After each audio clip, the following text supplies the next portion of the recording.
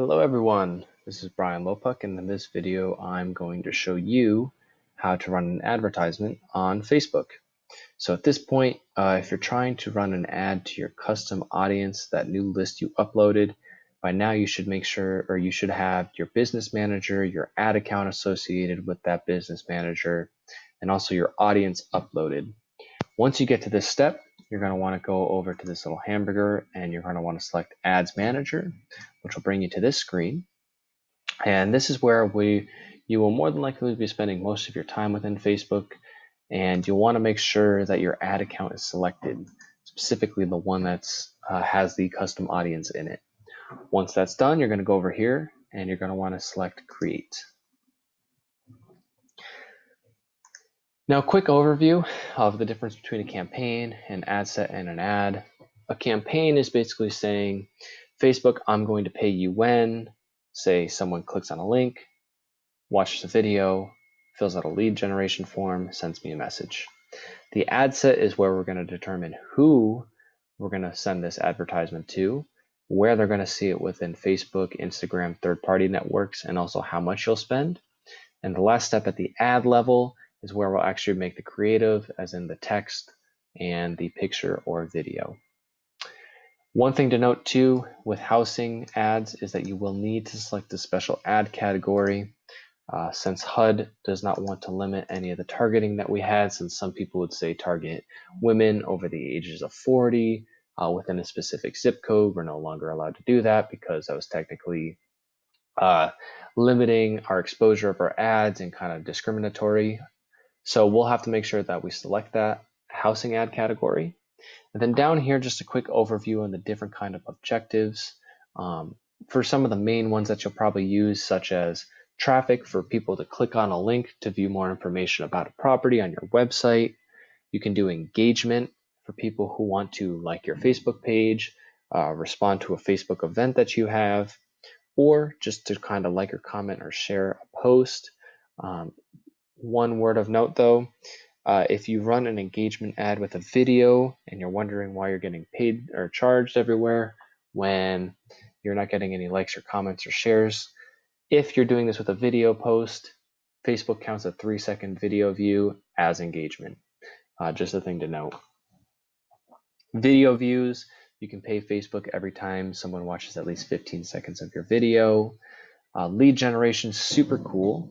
You can have, if you don't want to create a landing page on a website or you just don't have one, you can use Facebook lead forms to ask maybe for a name, number, email, and a street address for your active farm, where you can say, let me give your free home evaluation, fill out the information below. And when people click on the link, they'll be able to access that lead generation form. One word to note with that though is you'll want to make sure that you have the privacy policy from your Facebook page installed into the lead generation form when you're creating it, or else you will not be granted access to actually have that form be published and have your campaign running. So just a word of note on that. And then finally, messages. If you would like people to message you in Facebook Messenger about more details about, say, a property, certain kind of maybe topic that you're talking about, etc. So for this instance, say we have a new listing on the market and we want people to see more pictures and details on our website, we can select the traffic campaign. And I always like to add the campaign name, so I could say single property address, obviously the address of the property that you're probably marketing, little dash, and I would say link, click, campaign. I wouldn't worry about split test or campaign budget optimization, but if you're just wondering what they are, a split test would be, for instance, if I have a lead magnet, say a seller guide, and I want to know if this image performs better than the other image, as in it's getting me a lower cost per click. That's what I would use a split test for, although you'd only want to do one variable at a time that you're testing. Campaign budget optimization is basically saying at the ad set level, right over here, if I'm testing multiple different audiences that I'm running my ad to, say a custom list, my own detailed targeting, and say no targeting at all, I could run campaign budget optimization and let Facebook determine what audience reacts the best to my advertisements. but I would recommend just keeping them unselected for most people. Let me just copy this name real quick. I always like to make sure that I have my names the same just because it kind of gives me an ease of mind when trying to find it in the future, or else all your ad set names and ads will all have the same name. We'll want to make sure that we have websites selected since that's where we want to send people. Now, if you're using your custom audience, you'll select it here. I just click on this box, select my custom audience, and I leave all my other targeting open. I don't change anything else because Facebook will go find those people. If you didn't have a custom list though, you could come in here and I could select, say, people who live in a certain location of, say, you can even pick the exact address. So we'll just select Permian Place. You can only do it within 15 miles, unfortunately, and I can't control the age or the gender.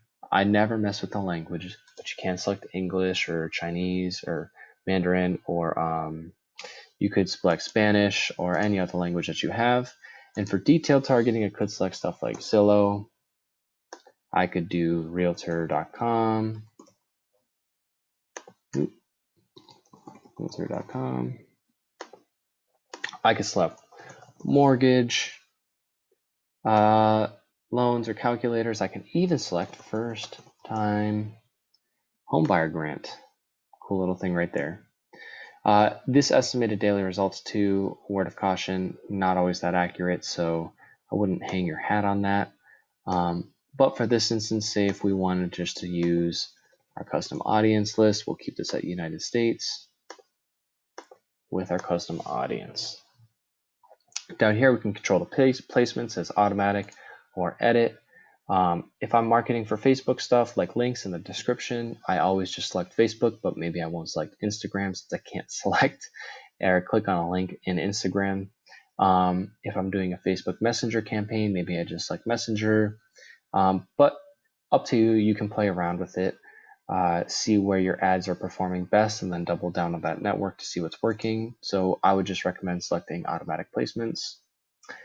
I wouldn't mess with the optimization for ad delivery. I would keep it at link clicks. I don't touch cost control, but I do change the budget and schedule from time to time. If I select a daily budget of $10, that's how much I'll pay per day. However, if I say wanted just to run the ad just for 1 week and I didn't even want to have to worry about turning it off whenever I wanted, I can actually select the dates and I can control what's called a lifetime budget. Although, word of warning, if I do $10 for a lifetime budget, that would be $10 for the entirety of the campaign.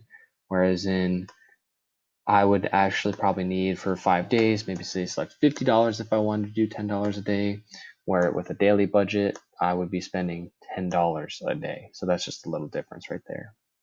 Now, once I have my audience selected and I have my placement selected, and same thing with my budget at $10 a day, click continue. And one thing to note too, if you don't have a business Instagram and you're going to advertise, I would click edit placements and I would just select Instagram, or else Facebook's going to say, hey, we're trying to market on Instagram, but you don't have one selected. And it just has this weird loop of saying, oh, Facebook will get mad at you since you're trying to advertise on Instagram and you're not. So we want to make sure we select our Facebook page. Now, different kind of advertisements that you can do. You can do a carousel where you have multiple slides that you can have. Really great and have a really good engagement rate on these. So if you want to add maybe multiple pictures of the property, you can just select 1, 2, 3, upload different images and different headlines for them. Those work really well to show off a property. You can do a single image or video where I can upload a video or an image. I can also create a slideshow where I can actually add a couple videos and make these cool little slideshows very easily within Facebook. I don't do video templates. I haven't used those, and I haven't done the collection just because I've seen those work really well with like Shopify and Amazon stores, but I'm sure you could find success with those as well. And if you already have a post on your Facebook, like a video that you have, you can always select to use existing post. Select post and it'll just be added down here where you run the advertisement to. In fact, I actually recommend that instead of boosting, since you can have better results with a better objective and better audience. For this instance, we'll just do a single property ad. So you'll want to make sure that the ad that, or the option that you choose, has a good picture of the house. For instance, something like this. Ironically, marketing stays the same no matter what channel. If you have bad pictures of your property or just a bad kind of image for a seller's guide or anything like that, it probably won't perform well. But same thing if you have a good photo. If you have a good photo, it will perform better than a bad one. So once it's uploaded right there, it looks pretty clean. We can change the primary text. So for this instance, if we wanted someone to click on our new listing, we could say, new listing in Yorba Linda. We can do like 4-bed, 5-bath with an awesome backyard. This home, lots of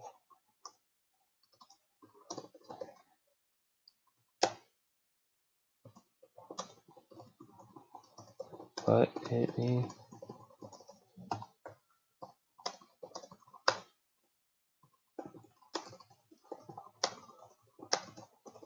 Now, obviously, this ad copy would probably convert. Who knows? I mean, there's really only one way to find out, and that's really just to test it, see how it does. But you can just make it something simple like that. I always like to add emojis as well. For people who don't know, Emojipedia is a great place to get these. So if I wanted to add a little house emoji, I could go in here, house with a garden, copy that, and I could just Control V, and now I got a cool little house at the bottom. So that's just a cool little way to add some emojis that usually tends to react pretty well in ad copies. Headlines, I could say, see pictures and details on our website.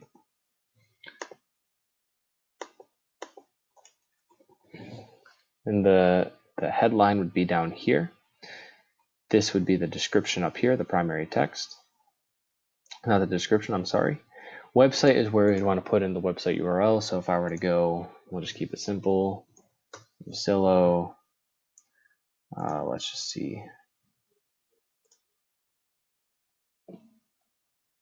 Say we wanted this property, we just click this URL, paste in this website URL. So whenever somebody clicks the link, that is where they'll be sent to. And you'll see that it shows on here. However, I don't recommend sending people to Zillow. I recommend sending them to your own website if you're going to show them properties, since you want to try and get as much traffic to your website as possible. Once you have that said and done, you can click your call to action. You can select any of these. However, I found learn more converts the best. And once you're all set and done, if there's anything wrong, you'll see a little box down here with a little red triangle that says error, you have to fix. Maybe you have Instagram selected, but you don't have an Instagram account selected up here. You'd be flagged for that. Maybe it's a time thing, a budget thing.